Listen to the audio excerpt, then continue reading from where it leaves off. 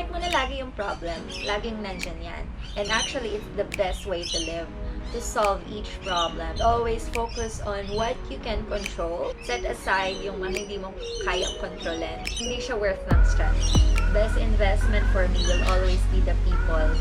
The people and the time that you allotted to work with them.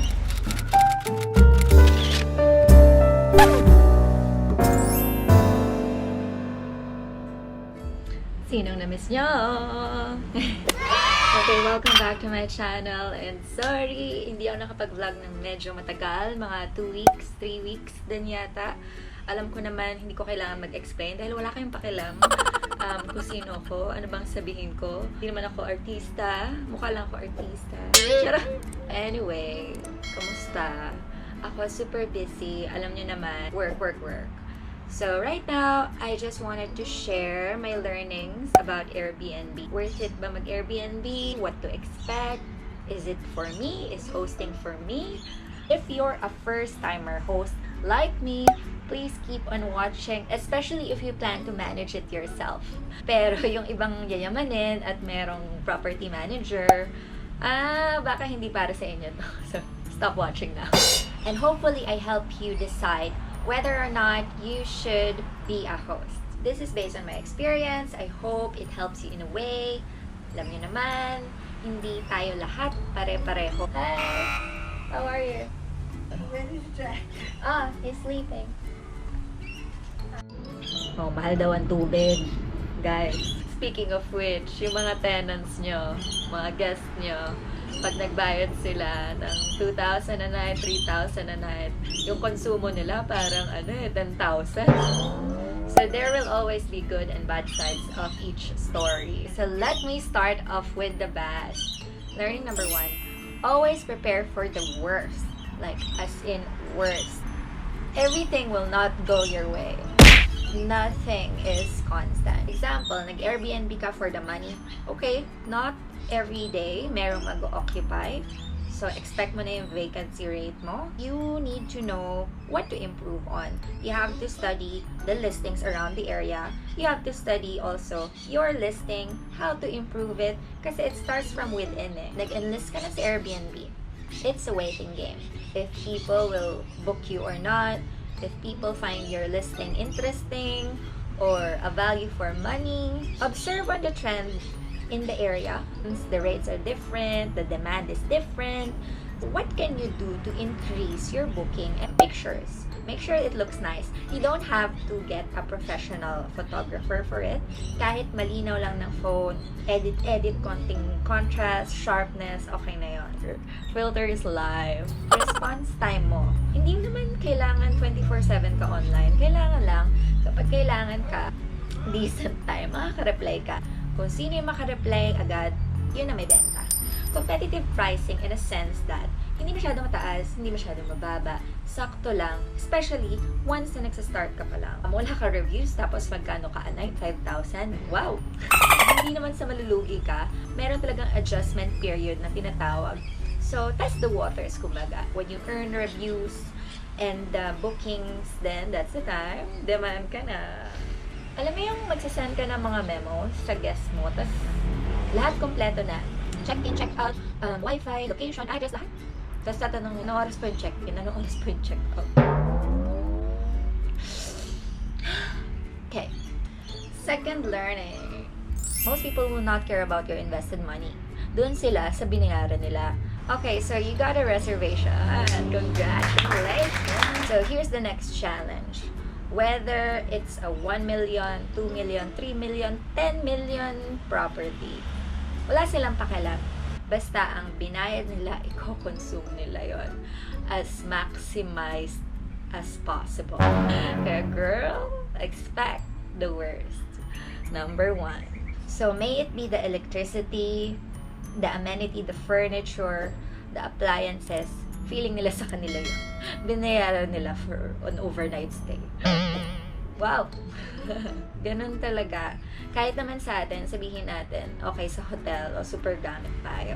Hotel yun eh. Siyempre, mga large-scale companies, pwede nilang masurvive yun.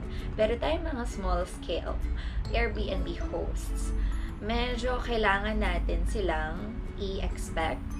So, say goodbye to your brand new or pre-loved furniture or condominium. Kasi once na meron kang guests, part of the risk of your investment anyways. Walang gains kung walang losses. Madali naman palitan yung mga material things actually. Kaya never, ever, ever worship material things. Hindi mo siya madadala. Ganda lang siya tignan. Okay, bilhin mo lang siya. Okay. Then, like short term, you're happy. But then, is that really it? Merong game, Adorable Home, recently. Ang dami naglalaro nun. So, parang ako, okay, nilaro ko siya, 15 minutes. After nun, girl, ang tagal ko magkaroon ng hearts. Lovable naman ako. I wanted to win over this game, and I don't wanna be addicted to this game. So, what can I do to maximize my time? Out of topic, pero hindi. May point ako. Wait lang. Nag-search ako online. Adorable home sheets. Para na magkaroon ng madaming puso. Yung link ko below. Kung gusto nyo ng madaming puso. Sinearch ko, okay, gumana. So, ang dami ko ng puso. And then, I bought everything. So, syempre, super design. May mga cats, may mga furniture, may mga food, may mga plant. 30 minutes. Nakuha ko na yung gusto ko. Pero, okay, what's next? hindi ako natuwa. Hindi ko na-enjoy masyado yung game. Hindi ko na-enjoy yung delayed gratification. Hindi naman kasi totoo yun. Okay, mas masaya pag pinaghihirapan mo, di ba? Kasi nung nabili ko na lahat, okay, wala na akong goal. Tapos, ang lungkot lang na parang, yun na yun. Game over. Okay, an investment will always be a gamble, big or small. Sabi nga ng mga Chinese, di ba? Okay lang maliit yung tubo, basta madaming customers. So, di ba? Na, sige, babaan mo lang yung price mo, and then once you get loyal customers, then the word will just spread out. Important yung reviews. Nung una, nahirapan ako magkaroon ng bookings kasi wala akong reviews. Like, ang dami nagtatanong, oy, too good to be true to. Kaya meron akong condo tour kasi in-expect ko na ay, kung makita ko yung listing ko, hindi ko papaniwalaan. Learning number 3. You're exposed to all the risks, public and private. Kasi, syempre, andun yung listing mo, andun yung info mo. Pag may nag-book sa'yo, sabihin mo sa kanila paano to get to your place. And then when they get to your place, they will judge you, they will criticize whatever you have in the unit that they're expecting. So, are you up for that? Diba? Lahat tayo, parang kapag kinriticize, sabihin, get ka na, bakit? Meron ka ba nun? Bakit may gato ka ba? Ganun yung ibang thinking, no? Na parang pag kinriticize ka, a response mo is to negate. Actually, wala namang problema sa negation. Dapat mo lang, kailangang pag-aralan is acceptance. It will be a constructive criticism for you, for the listing. It's not a personal attack. Unless, meron talaga mga ganyang mga guests at visit. May mga pinaglalaban. So, there will always be guests that you will clash with. Expect that as well. So, kailangan talaga respectful at all times dahil they will take it against you. So, kung meron kayong screenshot ng conversation nyo and for sure you're not doing anything wrong on how you talk to them, then you're gonna be fine. So, tinry kong kausapin yung Airbnb na, what can I do with the situation na ganito yung, yung guest. Taray grabe Yung Airbnb, na lang, i-flag na lang daw yun. Bawal i-revoke yung account niya. Kaya, okay. Alright, learning number 4. Your best will never be enough. Right, major points in evaluation: communication, location, check-in, accuracy, value, and cleanliness. Self-explanatory siya, so let's just skip. Kahit anong perfection yung gawin mo, meron talagang standards na hindi natin marireach. Meron talagang mga troll na guest na makapag-review lang ng pangit. May isang mali ka lang. Isa lang. Wala na. Number 5, money matters, but it isn't everything. Take a pride in what you're offering and what you've worked hard for to furnish the unit, to buy the unit, and to exert effort to enlist that unit actually or get that booking, di ba? Filter your guests. Hindi pwedeng yes ka lang na yes para lang makuha ng reservation, go lang ng go, kahit ang unit mo yung ma-jeopardize, di ba? So, parang pakipot ka naman konti sa relasyon ba? Para habul-habulin ka. Habulin niyo ako. Filter guests that will use your property. And this is not about discrimination or whatsoever. No matter what happens, you will have the final say. You will have the responsibility of the actions and the decisions that you're making.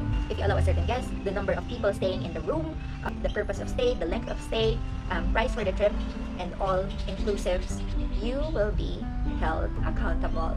Kahit, oo, may fault din si guest kung talagang balahura siya, di ba? Wala tayong magagawa doon. Pero, dapat ma-filter nyo siya. Diba? The beginning pa lang, anong purpose nyo? Ilan kayo? Ganun. Plastic. Pero, well, there are Airbnb rules and you should have your own set of rules as well. That's the end of the very, very few bad things about Airbnb. Ay, kaya pa ba? Ako parang hindi ko na kaya. Sabi ko ng self-check-in, tatanong, self-check-in po ba? Grabe, no? Yung reading comprehension ng Pinoy, kaya ang baba-baba. Sasabihin mo ganito, ganyan. Ganito po ba? Kailangan ng confirmation. Alam ko naman kailangan natin mag-confirm, pero kailangan din natin magpasa. Spoon feeding, to the highest level. Kaya pag ako tinatanong ako ng guest ko, ano po yung ganito, ganyan. Ako talaga, I believe, nasa notes na po, and memos na sinend ko sa inyo. Pa-check po. Thank you po. So, are you guys ready for the good things? Yan. So, hindi naman lahat bad. May mga good things din kahit papaano. You will meet a lot of good people, kind souls, and wonderful cultures along the way, which is really good for your personal growth and as a business owner as well. Meron mga nationality na na-host ko na meron akong stereotype.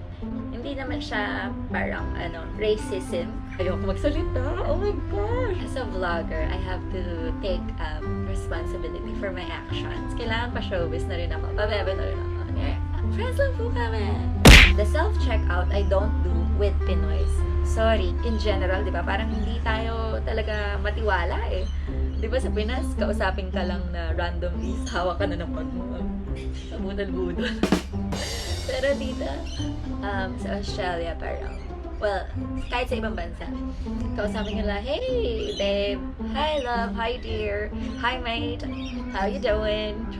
They just do small talks for no reason at all na hindi ka ibubudol-budol. I do self-checkouts for foreigners. Pag foreigners, iba yung upbringing talaga nila eh. Like, iba yung trust level nila sa mga tao.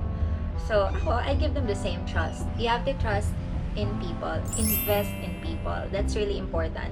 Accept the fact that you cannot do this alone. Like me. I'm actually hosting all the way here. Ghost hosting for my Philippine property from Australia. So, how do you think I do that? I don't. Like, by myself, alone, I can't. How do you know that someone is trustworthy? You don't. You just trust them, that's it, period. And then it's up to them if they break it or not. But then, to avoid that, maybe you filter it first and then just let it, you know? It will come to you eventually. Maybe the guests, the service providers, the maintenance, the reception, the admin, your cleaning crew, suppliers, caretakers, lahat na. So, Airbnb is not only your business but also a source of income from other people who work with you as well. Don't you want to take that responsibility na, kailangan kong super mahangin kasi kaya yung mga birds, tweet. Never ever stop learning, diba? You learn from your guests, you learn from your co-hosts. When you consider the opinions of your guests, your listing will actually improve along the way. For me, customers, not always right. We know that ourselves. It's an unwritten, open secret. They may have a point, but they're not always correct. But of course, as a business owner, we try to adjust to the level that we can accept. The things that you allow will continue. Next, you will master the art of quick thinking. Grace under pressure, kumbaga. Have the courage to say no. Sometimes, and almost naging guest Chinese. What did I do? And I ask for help. Always seek help as well. If you're not sure of something, ask Airbnb. They're always available. I think best is chat, so you can send screenshots. So I always consult with them. May mga groups naman, Facebook groups, online groups. Doon ka makakuha ng tips. But then again, you have to follow a standard protocol from Airbnb. Okay, ano nangyari? Sinabi ko kay Airbnb, what will I do? I have a Chinese guest booking for my place. Merong memo talaga. Host can actually cancel or decline requests from Chinese. It's not discriminatory or anything. It's a valid reason. Especially health and sanitation will come to play. Hindi importante yung pera. Okay, meron ka 2K a night, 5K a night, tapos lahat ng guests mo after that may coronavirus. Ano ka? Sunugin na yung place mo. Goodbye. I had to decline that. And then after some time, I explained to the Chinese client, I cannot accommodate you because of the virus. I'm not comfortable. It's nothing against you. Please take care. And then, binook niya ako ulit. Hindi niya maintindihan kasi language barrier eh. So parang ako, explain ulit ako. At saka kinonta ko ulit yung Airbnb na parang kasing second time ko siya i-decline. Nakakahiya. Yung pag-decline ko, hindi siya affected.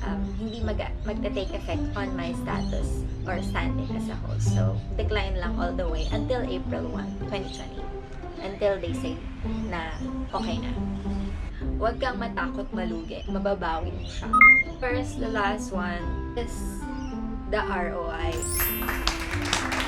Of course, enjoy the fruit of your labor. Self-liquidate na siya. Enjoy your investment. May iba na nagbabayad. Kahit konting lugi, kahit nabababo yung place mo ng konting-konti, kayang-kayang i-replace, kayang-kayang linisin. Huwag kayong matakot, huwag masyadong mahalin yung mga bagay na yan. Kailangan ko panoorin tong vlog na to.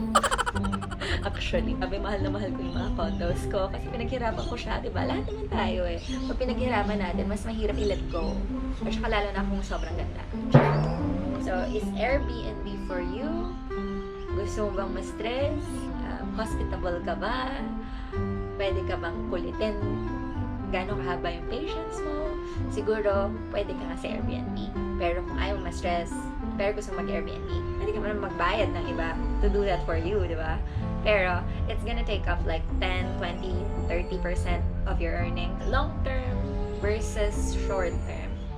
Pag short term, maganda siya is that you get more income from the daily rate is actually bigger than the long term.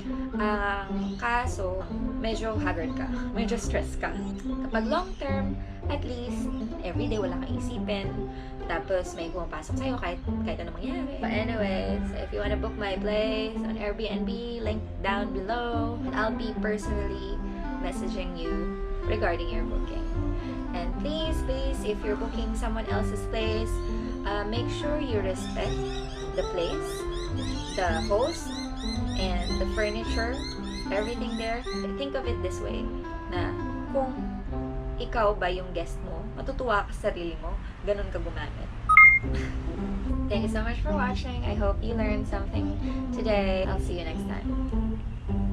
Peace!